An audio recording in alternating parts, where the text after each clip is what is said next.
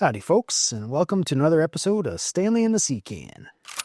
Okay, what do we got for you today? Well, we got talking to the guys and gals working here, and we're talking about things that are stripped and whatnot. So we thought, hey, who's really seen an SKS that's like legit, like fully stripped? Not like a field strip, but like we got everything off like this. Like there's nothing there. Barrel on threads from the receiver, all that good stuff. So we said, hey, why don't we do it? We've got all these parts and pieces laying around. Let's do it. So yeah, here we are. I thought I'd kind of walk you through. This is your standard SKS length. You know, we're about 20 inches or so long. It's got some metric equivalent, but we don't do metric here. We just do inches. And yeah, so if you were to get one of these, like say this is your barreled action, you got that in an auction, you got that from a store somewhere, or you just had your normal SKS and you took it out of its stock, you know, you pop the trigger guard off, then the duck bill comes out, then the whole kind of receiver flips out. You know, you can play with this little dingle nut here and get your top cover off and your bolt carrier, action spring, all that stuff out.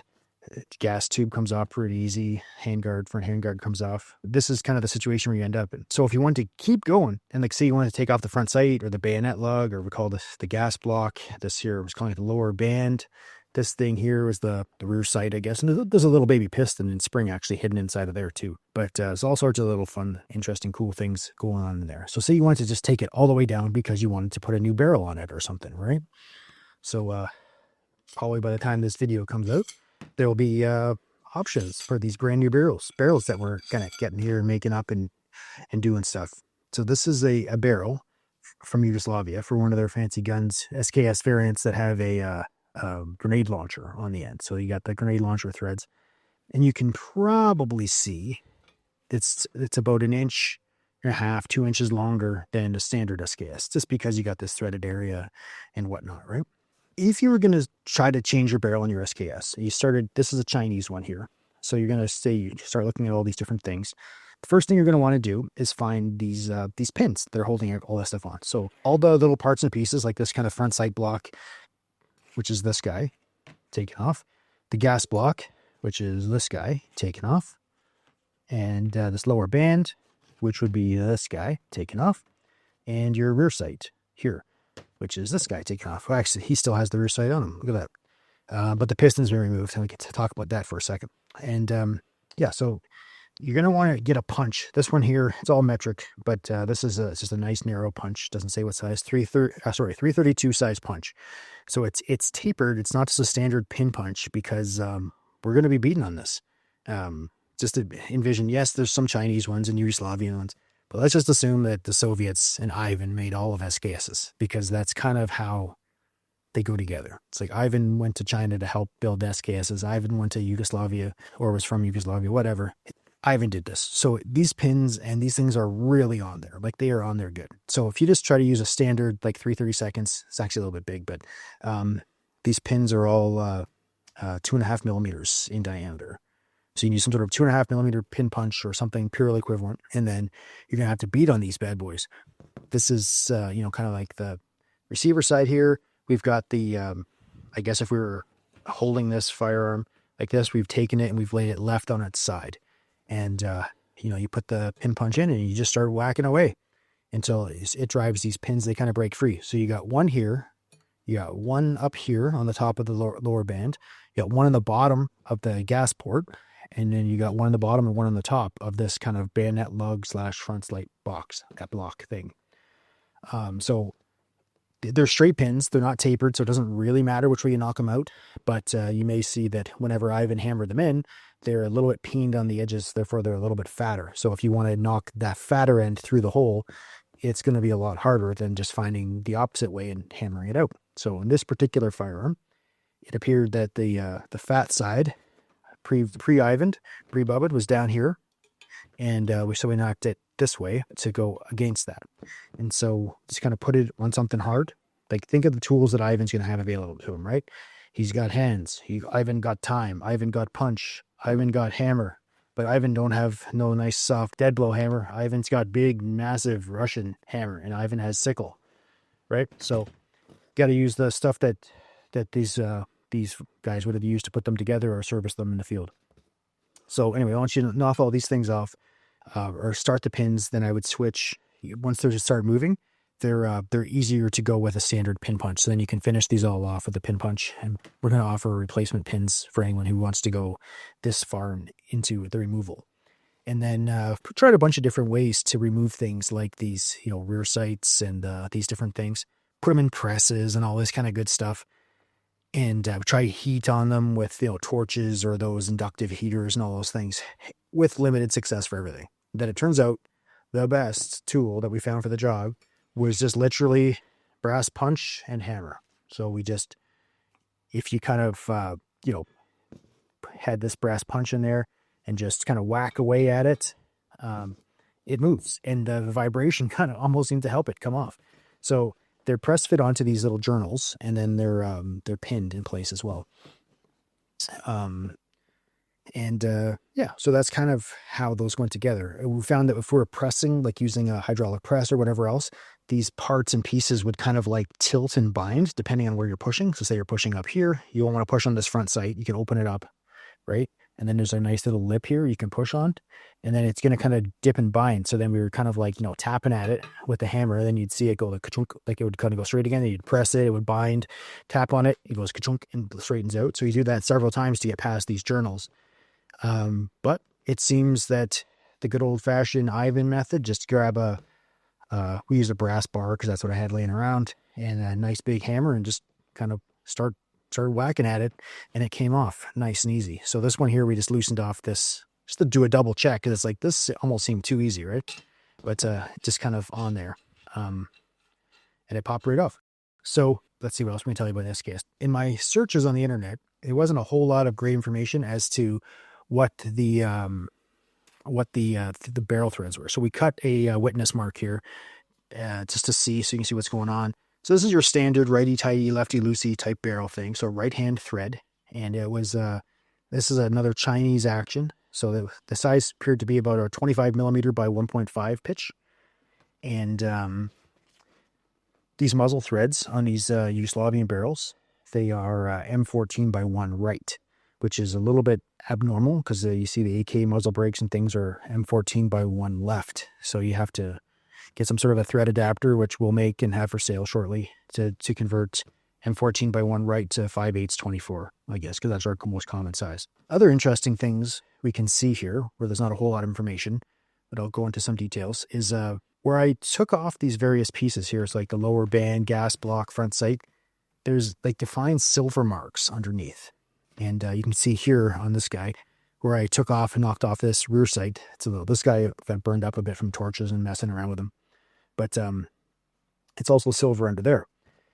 So that implies that everything was kind of blued at the end. But we'll get back to that part in a little bit. The gas port, I saw no information on the internet and videos and YouTube and stuff on gas port. So did some mathing for you. And this gas port is on pretty close to 45-degree angle, if not exactly 45 degrees. And the diameter of this Chinese SKS was 139 thousandths of an inch, which is, I believe, 2.5 millimeters. I'll double check that one in just a sec. But 139 thou was the good fit for this gauge pin in there, and 45-degree angle to go through. So if you're going to build this and you get a new barrel, this is kind of how they come. There's no flats here to adjust anything, and it's another thing. There seems like there's two different styles of barrels, right? So some of these have like defined journals. Like this guy here has a really defined journal here, here, here, and here. Where some of the Chinese ones, the journals are less noticeable. They almost, like this guy here is almost like a taper right across. There's little subtle journal marks, but it was almost tapered. Where this guy here has much more defined journal markings. And of course, these are the Yugoslavian barrels. And Soviet SKSs that I looked at, they all had really defined journals, like flats. So what you're going to end up having to do is get your old barrel off. Fantastic. And so it kind of threads into the receiver for 1.5 miles here. And there we go. Grab your new barrel, thread her in. Righty-tighty, lefty-loosey. And then once you're in, you're going to need to use like an action block or just a standard barrel clamp in your vise to get this going. And then it seemed with this guy here that he took off, it had about an 1/8 of a turn. So now that this is hand tight, you're going to want to crank this about another 1/8 of a turn, and then that's your barrel set. The issue we're going to see next is, this guy had flats on him, right? The top and the bottom has nice flats.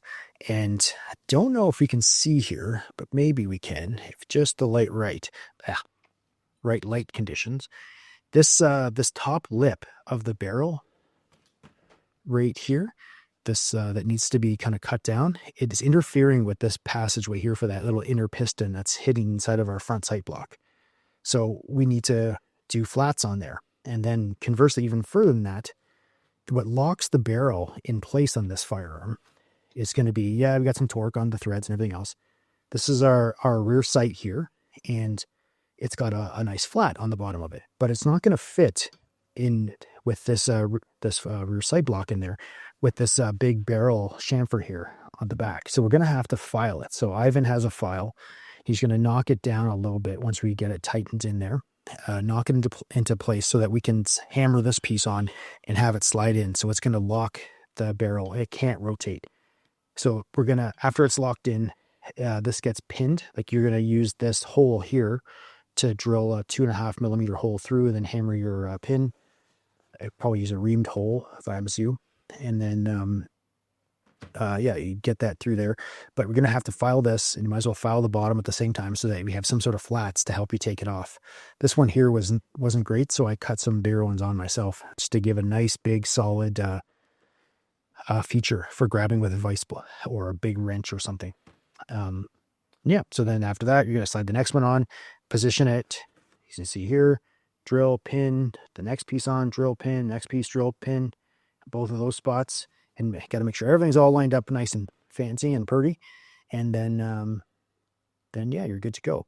Then I guess before you do this guy, you should really drill in that gas port. But you're going to need to kind of measure the distance because your gas tube is going to go between this rear sight and the gas block. So you got to kind of comes down at an angle, then locks down. So you're going to have to figure out how all that works out for you in the right spacing, and then drill your gas port on a 45-degree angle. But of course, in line with this flat, because this flat is going to dictate the position of this rear sight / the little mini piston housing. So to release the piston, looks like this one's already gone. But you see all these little detents on the side of this thing. There we go. So normally you wouldn't turn this too much. You'd kind of only move it that much to remove your gas tube from the SKS. So if you move it up, you've got a second detent there, which is catching on this cut. And that means that this face here of this little rotating pin is now vertical. So then your gas tube assembly is going to slide out. And the other feature of this is as it's locking in, it's going to compress and contain that little spring and mini piston piece that's in there. And then, so you got to come up past that. So you kind of flex this a little bit, get around that, and keep going. And then now we get a nice round hole in there, and poof, out comes your other little piston and the spring. And now you're good to go to take all this stuff apart. That little, the secondary piston piece is going to kind of be poking through here, this hole in the receiver, and waiting to interface with your carrier. So after the firearm fires in semi-auto, the gas is going to come up through its track, blah, blah, blah, hit the main piston, and the main piston is going to touch the secondary piston, which is just going to do a very, very short stroke, like, just a little bit, 1/4 inch or something.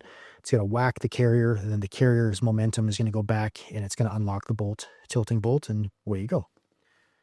So that's kind of in a nutshell how all this stuff works. So is it doable? Yeah, sure, absolutely. Is it a pain in the keister? Absolutely. So you got to be like Ivan and really want to do this. So you got lots of time, lots of vodka, lots of hammers, sickles to cut at things, hammers to hammer at things, different types of punches and stuff, but it's totally doable. And then I was going to say circling back to that concept of where we're seeing, white metal here, white metal under each of these things that are stuck to the barrel. Because after all this is done, then Ivan would have sent it all for bluing. So these journals are white here because the metal, they're kind of like press fit. They're on there so hard that there was not really good access for the fluids, the bluing fluids and salts to go underneath there and change the color of the barrel to preserve it. But it didn't really matter. There was lots of good Cosmo melting out of there too. But yeah, that's kind of your idea. If you want to change an SKS barrel, you don't have to knock all this stuff off. If you want to keep it, you definitely need this guy, the gas block. This thing here, I guess you don't really need it if you're going to run something else like a weird chassis or something. Some chassis may not need it. Don't need this front sight bayonet lug thing. That can be knocked off. And yeah, the rear sight has to, before you can start hammering and moving stuff, it's got a little lip. You can kind of see here with my tactical pointing measured pin. This little face here was right up tight up against there. And you're going to want to slide this back a little bit. So just, again, using big hammer and a punch right on that top face there, just about like that. I was able to knock it back, and it just popped right back. Every strike, nothing crazy, just like a medium strike, was moving back like an 1/8 of an inch or so. And then, after 6-7 hits, it popped right off. And then, yeah, these things, once they're off the tapers, they just kind of move around nice and easy. But then to seat them back, you're going to get them up there. And then you can see that's the beginning of the journal, right? So it's like essentially an interference fit. So then you're going to want to press it or kind of, tap it in place with your hammer. Just be careful if you're going to tap stuff that you don't bend or dent any of these places. Like this one that Pete did, you put a nice little ding in that thing. Look at that.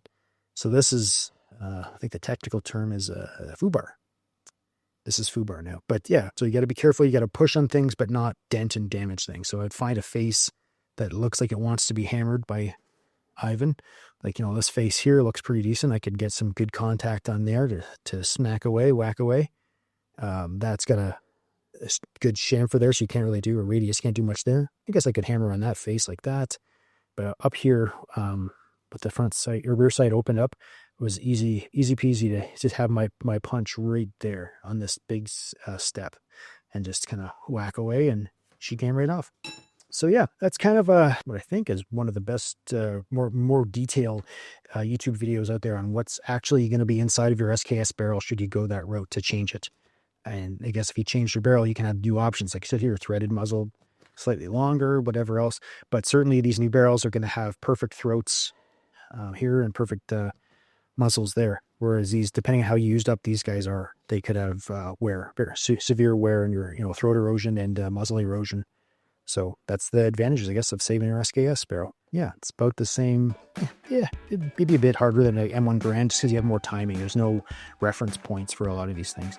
And it's going to be like specific to each receiver. So I don't even know if I could offer them pre-milled and pre-drilled for the gas ports, because there's no guarantee that when you thread it onto your receiver, it's going to be just the perfect sight. Unless you use some sort of shims, I guess.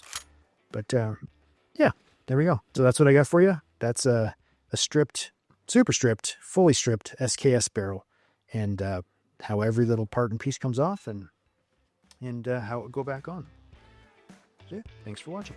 Just like Grandma used to say, you've only got 2 brain cells and both of them are fighting for 3rd place.